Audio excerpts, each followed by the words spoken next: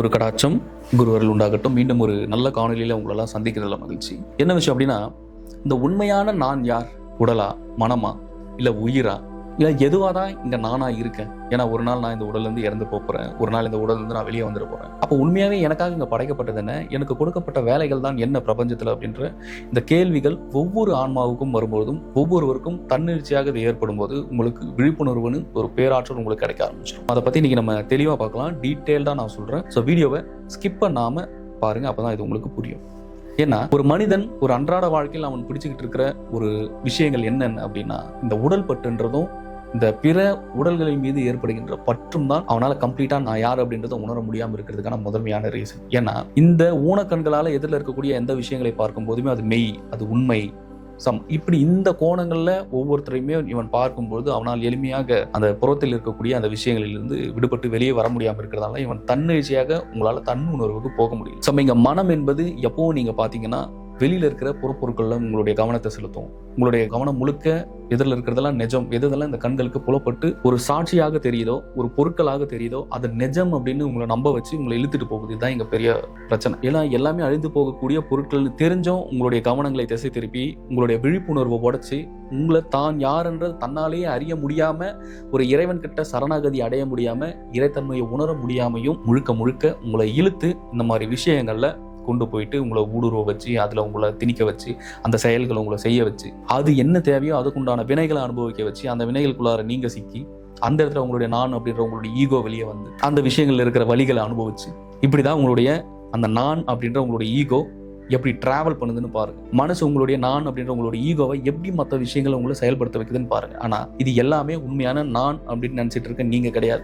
ஏன்னா நீங்க போயிட்டு இப்போ கண்ணாடி முன்னாடி நிற்கலாம், இந்த முகங்களுக்கும் உடல்களுக்கும் ஒரு மேக்கப் நீங்க போடலாம், இல்லை நீங்க மிரர் முன்னாடி போய் நின்னீங்கன்னா உடனே பார்த்தீங்கன்னா நம்ம கொஞ்சம் லிப்ஸ்டிக் போட்டால் நல்லா இருக்கும் அப்படின்னு சொல்லலாம், இல்லை ஒரு கம்மல் போட்டுக்கலாம்னு சொல்லலாம். இந்த மாதிரி உங்களை அழகுபடுத்திக்க இந்த நான் அப்படின்ற உங்களுடைய மனம் செய்யக்கூடிய ஒரு மாயை வேலை தான் இதுதான் இந்த இடத்துல உங்களுக்கு ஒவ்வொருத்தருக்குமே இந்த பற்றுதல் அப்படின்றது இருக்கவே கூடாது. இதுதான் முதன்மையா முக்கியமா நான் சொல்ற ஒரு விஷயம். ஏன்னா இந்த பற்றுகளுக்குள்ளார எப்போ நீங்க சிக்கிறீங்களோ, எப்போ இந்த உடலை மெய்ப்பொருள் என நீங்கள் நினைத்து இதில் முன்னாடி வச்சு இதுக்குண்டான வேலைகளை நீங்க செய்ய செய்ய செய்ய கம்ப்ளீட்டா நீங்க இறைத்தன்மைக்கும் உங்களுக்குள்ள இருக்கிற அந்த பேருணர்வுக்கும் ஒவ்வொருத்தரும் போகவே முடியாது.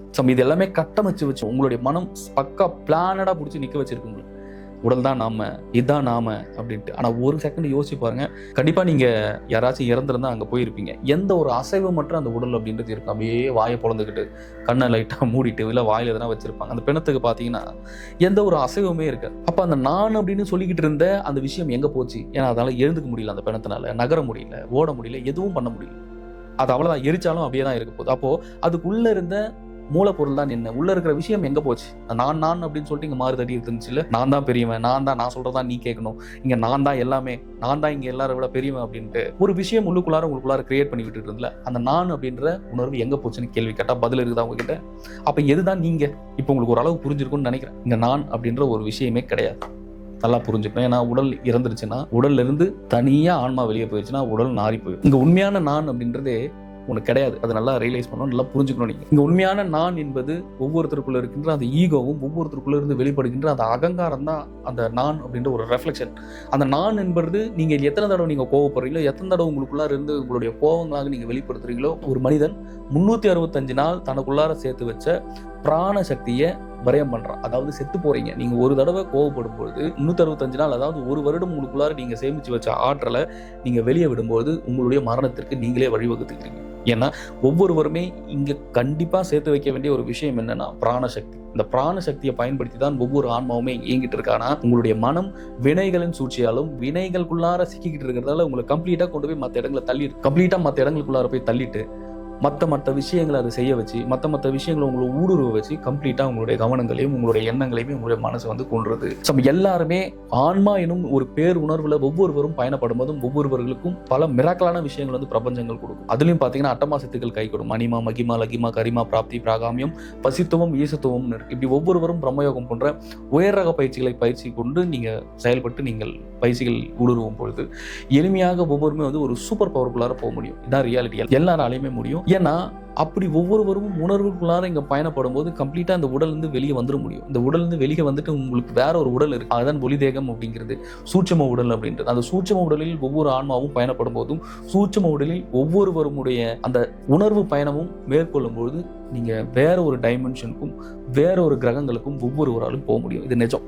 ஏன்னா நிறைய பேர் என்ன நினைச்சுக்கிறேன், இதெல்லாம் சாத்தியமா அப்படின்னு நீங்க நினைச்சுக்கிறீங்க. ஏன் சாத்தியப்படாது? இன்னைக்கு எலான் மஸ்க் ஸ்பேஸ்ல போயிட்டு நான் செவ்வாய் கிரகத்துல போயிட்டு நான் பவர் ஸ்டேஷன் கட்ட போறேன் அப்படின்றாரு. இது எப்படி கிட்டத்தட்ட 3000-4000 வருஷத்துக்கு முன்னாடி நம்மளுடைய முன்னோர்கள், அதுவும் தமிழர்கள், சித்தர்கள் எப்படி இது கணிச்சாங்க? ஒருத்தர் வருவாரு, அவர் ஒரு இடத்துக்கு போயிட்டு இந்த மாதிரி விஷயங்கள்லாம் பண்ணுவாருன்னு எப்படி கணிச்சாங்க அப்படின்னா, எல்லாமே இந்த ஊன உடல் இந்த சரீரத்துல பண்ண முடியாது. இதை கடந்த சூட்சும உடலில் ஒவ்வொருவரும் பயணப்பட முடியும். அண்டம் விட்டு அண்டம் போக முடியும், பல கிரகங்களுக்குள்ள பயணப்பட முடியும் தியான பயிற்சிகள். ஏன்னா ஒளி தேகத்தில் நீங்கள் பயணப்படும் போது எளிமையாக உங்களை சுற்றி இருக்கக்கூடிய இந்த கர்மா தான் பிடிச்சி வச்சிருக்கு. இந்த கர்மாவை அதை விலக்கிட்டு அதை டிராவல் பண்ணும்போது முழுமையா நீங்க வேற ஒன்று இருக்கு உங்களுக்குள்ள. அது எல்லாமே நானே சொல்லிட முடியாது. ஒவ்வொருவரும் பயிற்சிகளை எடுத்து அதுக்குள்ளார ஊடுருவி போகும்போது அந்த உண்மையான அந்த நான் அப்படின்ற ஒரு தன்மையை உணர்ந்து போகணும். அந்த நான் என்ற தன்மைக்கு போனோம்னா ஒவ்வொருத்தருமே தன்னுடைய உள்ளில் இருக்கக்கூடிய ஆற்றலை உணர ஆரம்பிக்கணும். ஒவ்வொரு செகண்டும் ஒவ்வொரு நொடியும் தனக்குள்ள இருக்கிற ஆற்றலை உணர உணர உணர நேரடியாக பிரபஞ்சத்தினர்களும் இறைவனர்களும் குரு பிரம்மானந்த ஸ்ரீ சிவபிரபாகர சித்தயோகி சுவாமிகள் அவர்களுடைய உயர்ந்த அருளும் ஒவ்வொருவருக்கும் கிடைக்கும் போது எளிமையாக அனைவருமே மரணமில்லா பெருவாழ்விற்கும் உண்மையான நான் என்கின்ற ஆன்ம சொரூபத்தையும் ஜோதி சொரூபத்தையும் அருப்பெருஞ்சோதியினுடைய பேரொளியும் ஒவ்வொருவரும் கண்ட பிறகு எளிமையாக நீங்கள் நான் எனும் அந்த மரணமில்லா பெருவாழ்வுக்குள்ளார ஊடுருவக்கூடிய ஒரு சக்தி ஒவ்வொருவருக்கும் கிடைக்கும் என்பதில் எந்த ஐயமும் இல்லை. மீண்டும் ஒரு நல்ல காணொலியில் சந்திக்கலாம். குருவே சரணம்.